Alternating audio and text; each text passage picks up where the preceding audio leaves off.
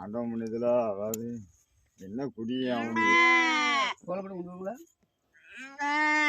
ஆட்டம் முத்து சட்டை இந்த அண்ணன் வச்சுல கடியா வச்சுல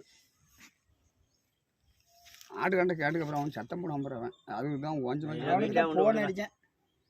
அங்க இருந்துகிட்டு என்னாச்சுன்னு கேட்டுக்கிறேன். அதான் கொஞ்சம் மாதிரி பார்க்க முடியலன்னு கொடுத்தா தொலை நம்ம ஊர்ல சொல்ல கேட்காங்களா?